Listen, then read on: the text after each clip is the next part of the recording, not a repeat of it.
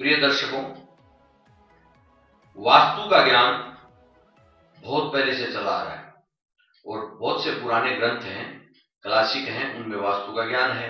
वास्तुकर्म विद्या प्रकाश, वास्तु रत्नाकर और भी बहुत से ग्रंथ हैं। और बीच में कुछ ऐसा समय आया कि लोग वास्तु को भूल गए थे, इसलिए जो विद्वान थे, जो जानते थे, उनको तो मालूम था, लेकिन आम आदमी को यह मालूम नहीं था कि वास्तु क्या होता है। उसके बाद में लाइब्रेरी में रखे हुए ग्रंथों का अनुवाद होने लग गया। अनुवाद होने पर किताबें लिखी जाने लगी, छोटी छोटी किताबें उन ग्रंथों के माध्यम से, और आम आदमी के पास वो पुस्तकें पहुंचाई जाने लगी। हिंदी में थी किताबें या अपनी लोकल भाषा में थी, तो लोग उसको पढ़ते थे और पढ़ रहे हैं आज भी, और पढ़कर उनकी किताबों को वास्तु का ज्ञान प्राप्त कर रहे हैं। इसलिए आज यह ज्ञान सर्वसुलभ हो गया है।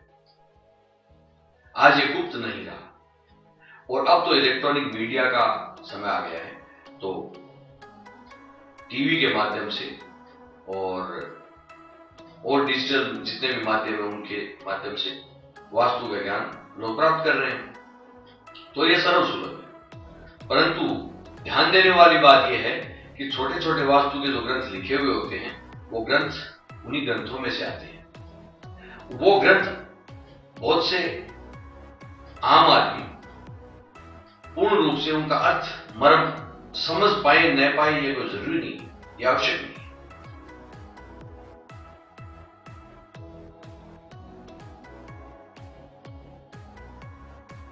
ग्रंथों में कोई बात लिखी है, उनका भाव कुछ और है, उनका मर्म कुछ और है, हम अर्थ कुछ और लगा सकते हैं, तो वो गलत हो जाता है। इसलिए केवल इतना ही न समझें कि अग्निकोण में किचन बना दी और नृत्य कोण में मास्टर बेडरूम बना दिया, और जो ड्राइंग रूम है वो वायव्य कोण में, और पूजा स्थान बना दिया नॉर्थ ईस्ट ईशान कोण।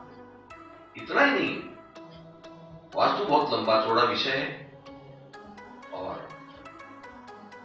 इसलिए इतने से केवल ये दिशाओं में ये वस्तुएं, ये निर्माण कार्य करने से वास्तु पूर्ण नहीं हो जाता। बहुत सी बातों का ध्यान रखना पड़ता है। भूमि की ऊंचाई नीचाई वो पहली आवश्यकता है। शुद्ध भूमि हो वो पहली आवश्यकता है। भूमि का आकार सही हो वो पहली आवश्यकता है। ध्यान देने वाली बात यह है कि कोई भी भूमि 4 कोणों से अधिक कोणों वाली हो तो वो दूषित होती जाती है। 4 कोने बताए गए हैं, आयताकार भूमि, वर्गाकार भूमि। उससे अधिक कोणों वाली भूमि, जितने अधिक कोने उतनी अशुभ मानी जाती है। नॉर्थ ईस्ट में भूमि नीची हो वो शुभ मानी जाती है। उत्तर में, पूर्व में नीची भूमि शुभ मानी जाती है। दक्षिण में और पश्चिम में ऊंची भूमि शुभ मानी जाती है। कुल मिलाकर बात यह है कि भूमि जो है उत्तर पूर्व में नीची हो, इसका विपरीत है तो अशुभ होगी। और अशुभ भूमि में मकान बनाएंगे तो मकान तो समतल करके बनाएंगे, लेकिन बाकी जो जगह बचेगी खाली स्थान, वो ऊंचा नीचा होगा, विपरीत हो सकता है, तो वो असर देगा। मकान भले ही कितना वास्तु के अनुकूल बनाओ, लेकिन वो भूमि असर देगी।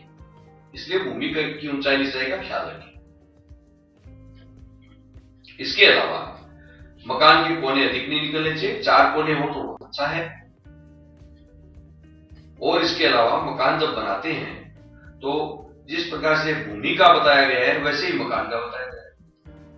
नॉर्थ ईस्ट में, उत्तर में, पूर्व में मकान नीचा हो, हाइट कम हो, और दक्षिण में, नृत्य कोण में, पश्चिम में हाइट हो, ऊंचाई हो, ये ख्याल रखें। छत की ढलान, स्लोप जो है वो भी इसी प्रकार से हो। फर्श का स्लोप यदि रखना है तो वो भी इसी प्रकार से हो। पानी का बहाव भी इसी प्रकार से हो। ये बातें ध्यान में रखनी चाहिए। और क्या ध्यान देने की बात है, देखिए कुछ चीजें ऐसी होती है जो हमें बहुत नजर में रखनी चाहिए। जैसे एक गलत सी परंपरा चल पड़ी है, west south west, south west यानी नृत्य कोण। नैऋत्य कोण को भारी रखना तो होता ही एक है, ऊंचा और भारी रखना होता है। तो कई लोगों ने इसका गलत अर्थ लगा लिया है। ऊंचा और भारी होने का अर्थ क्या लगाया? नैऋत्य कोण में अधिक निर्माण करेंगे, अर्थात उसको एक्सटेंड कर देंगे, आगे बढ़ा देंगे। मकान का फेस किधर भी हो, भले ईस्ट में हो, नॉर्थ में हो, पश्चिम में हो, लेकिन ये जो नैऋत्य कोण है इसके अंदर अधिक निर्माण यानी बाहर निकला हुआ हो निर्माण में, वो घातक होता है, वो राहु का स्थान होता है। वो निर्माण में अधिक नहीं होना चाहिए, बाहर नहीं निकलना चाहिए। अर्थात पूरा मकान आयताकार हो और एक कमरा, बाहर का कोई कमरा और ऐसा बना दिया जो उस कोने को बाहर निकालता है, बाहर निकलते हुए वो कमरा बनता है, तो इससे वो कोना बढ़ जाता है, उसका निर्माण बढ़ जाता है। और उसका निर्माण बढ़ने का अर्थ है राहु का प्रभाव बढ़ गया। ये कभी नहीं होना चाहिए। हाँ, उधर कोने में जो भी निर्माण है वो ऊंचा होना चाहिए, मजबूत होना चाहिए, ये कहने का मतलब है। दूसरा, जो नॉर्थ ईस्ट होता है, ईशान कोण, ईशान कोण नीचा रहना चाहिए निर्माण। अब एक बात ध्यान देने की, यदि ईशान कोण बाहर निकलता है, जैसे मैंने नैऋत्य कोण का बताया, उसी प्रकार से ईशान कोण में यदि निर्माण एक्स्ट्रा हो, मकान से बाहर निर्माण हो, ज्वाइंट करते हुए ईशान कोण में, मान लो एक कमरा बना दिया, वो बाहर निकलता है, तो अशुभ नहीं है, वो शुभ है, वो शुभ है, वो अच्छा होता है। लेकिन ध्यान देने वाली बात यह इसमें, यदि मकान ईस्ट फेसिंग हो, पूर्वाभिमुख हो, पूर्व में खुलता हो, तो ईशान कोण का बढ़ा हुआ हिस्सा फायदेमंद होता है, शुभ होता है। यदि मकान वेस्ट फेसिंग हो, पश्चिम में खुलता हो, तो ईशान कोण का बढ़ा हुआ हिस्सा वो पीछे रह जाता है और वो बढ़ जाता है। तो ईशान बढ़ना तो फायदेमंद है, परंतु इसका एक विपरीत असर हो जाता है। मकान पीछे से संकड़ा हो जाता है, आगे से थोड़ा हो जाता है, मतलब सिंहमुखी हो जाता है आगे से, और सिंहमुखी मकान अशुभ होता है। यद्यपि ईशान कोण बढ़ा हुआ है, लेकिन मकान सिंहमुखी हो गया, इसलिए वेस्ट फेसिंग मकान में ये ठीक नहीं होती। उसका बनाने का अलग तरीका है, वो किया जा सकता है। और कुछ और बातें, मान लीजिए कोई मकान ईस्ट फेसिंग है और उसके अंदर मकान के बाहर ज्वाइंट करते हुए अग्निकोण में कोई कमरा बना दिया हमने, एक या दो कमरे बना दिए, अग्निकोण को बढ़ा दिया, बाहर निकाल दिया, तो ईशान कट जाएगा। दर्शकों, ईशान कट जाएगा, नॉर्थ ईस्ट कट जाएगा, निर्माण कम हो जाएगा नॉर्थ ईस्ट में। और नॉर्थ ईस्ट में निर्माण कम होने का मतलब देवस्थान बाहर रह गया, देवस्थान कम बन गया, जल का स्थान कम बन गया, अच्छाई का स्थान कम बन गया, बृहस्पति का स्थान कम बन गया। तो मकान में तो दुष्प्रभाव होना ही है रहने वाले की, हर प्रकार से। जब बृहस्पति की कमजोरी होगी तो समझिए अच्छाइयां नहीं होगी और उससे संबंधित दोष होंगे, धन का खर्च अत्यधिक होगा, संतान सही नहीं रहेगी, विद्या में बाधाएं आएगी, अच्छाइयां नहीं होगी, कई कमियां होगी। तो इस तरह से अग्निकोण को बाहर नहीं निकालना चाहिए, उससे ईशान कोण कट जाए।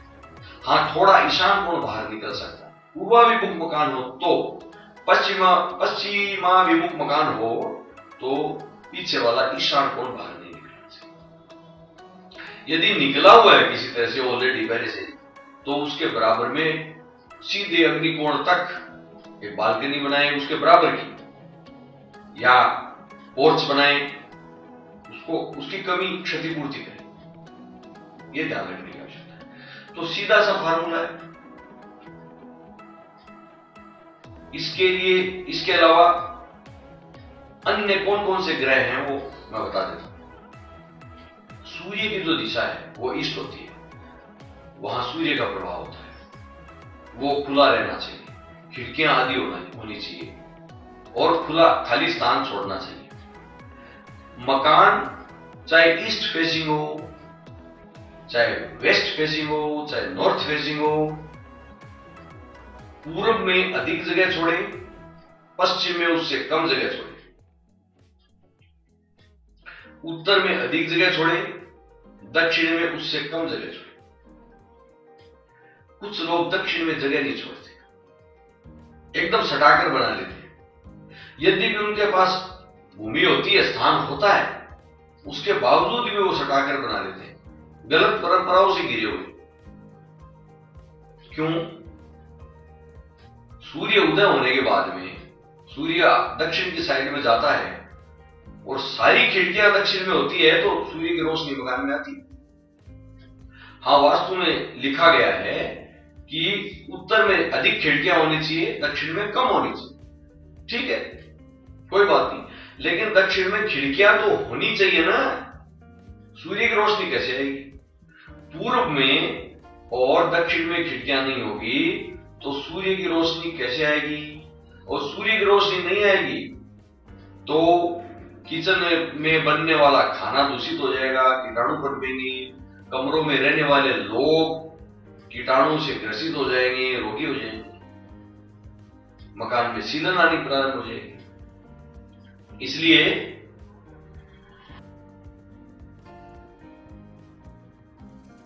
यदि आपकी भूमि के पास में दक्षिण में किसी और की भूमि हो और आपके पास पर्याप्त भूमि हो, तो मकान बनाते समय, घर बनाते समय दक्षिण में कुछ जगह अवश्य छोड़े ताकि खिड़कियां निकल सके। लेकिन ध्यान रहे, उत्तर में उससे अधिक जगह पहले ही छोड़ दें।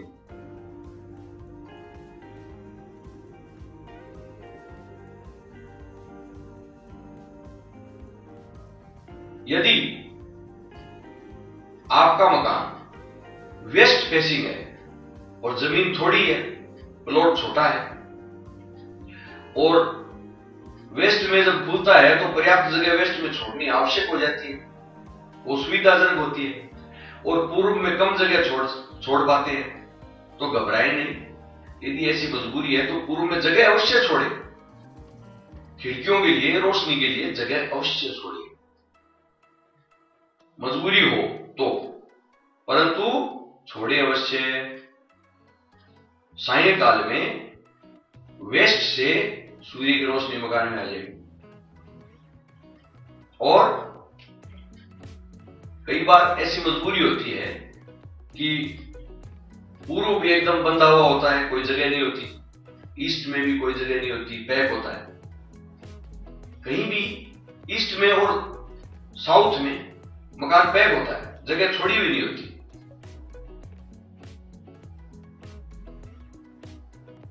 तो कोई खिड़की बाहर खुल नहीं सकती, इसलिए रोशनी आ नहीं सकती। अब ऐसी परिस्थिति में क्या करें? किचन अग्निकोण में होता है तो उसमें रोशनी चाहिए, सूर्य की वो चाहिए, दक्षिण से रोशनी चाहिए थोड़ी बहुत,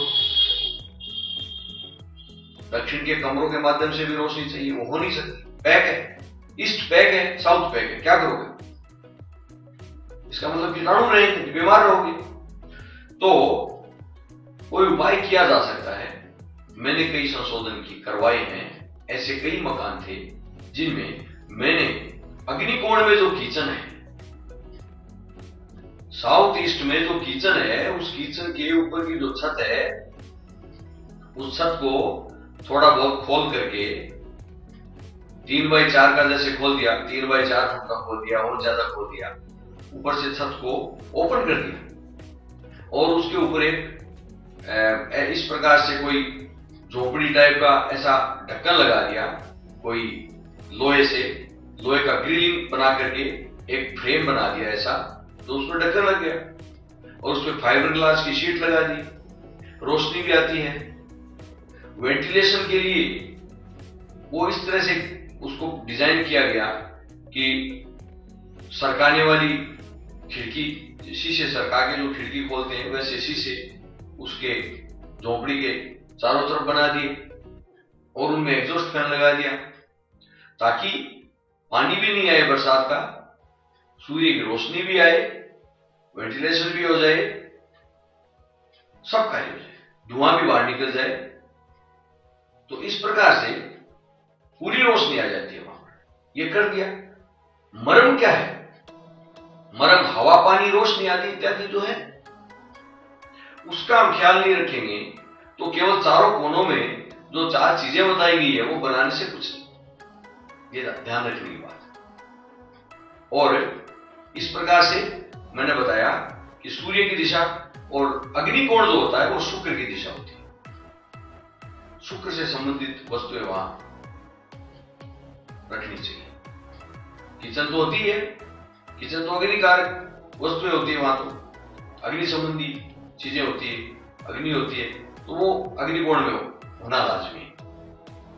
दक्षिण दिशा जो है वो मंगल का होता है, मंगल की दिशा होती है। नैऋत्य कोण राहु का बताया मैंने। पश्चिम दिशा जो है वो शनि का, वायव्य कोण चंद्रमा का, उत्तर बुध का, और नैऋत्य कोण और ईशान कोण नॉर्थ ईस्ट केतु का और बृहस्पति का ये होता है।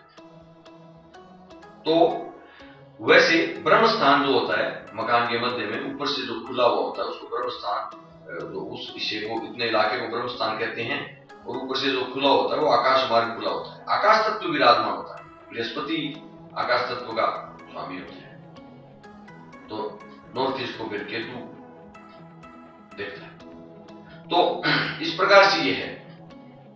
तो इसी प्रकार से रंगों का, इन वस्तुओं का, ग्रहों के अनुकूल वस्तुओं का हिसाब किताब रखना चाहिए। फिर जो जो पद हैं, जितने पद हैं, वो लंबा चौड़ा विषय है, वो कभी बताएंगे। तो पदों का ख्याल रखना चाहिए, कौन से पद में कौन सा देवता है, उस हिसाब से सारी चीजें होती हैं। ध्यान रखने वाली बात इतनी है कि रोशनी आदि की पूर्ण व्यवस्था होनी चाहिए। उत्तर यथासंभव अधिक से अधिक खुला रहे, निर्माण में कटना नहीं चाहिए, खुला रहे। इसका दूसरा अर्थ नहीं ले, निर्माण में काट दिया कि खुला रखना है अपने को, तो ऐसा नहीं। ओपन रहे, अर्थात खिड़कियां अधिक हो, हवा रोशनी अधिक आए, निर्माण में कटना नहीं चाहिए। ये ध्यान रखने। बाकी तो आजकल अधिकतर लोग जानते हैं वास्तु साधारण तरीके। तो इसके अलावा तो बहुत गहरी बातें हैं वास्तु के अंदर। अनेक पद हैं, अनेक मर्म स्थान है, अति मर्म स्थान है, शिरा है, वेद का नियम है, बहुत से। कभी कोई चैप्टर में चर्चा करेंगे। तो प्रिय दर्शकों, चैनल को यदि सब्सक्राइब नहीं किया तो कर दें। ये वीडियो यदि पसंद आए तो शेयर और लाइक अवश्य। आप अपना ख्याल रखिए, मुझे आगे दीजिए।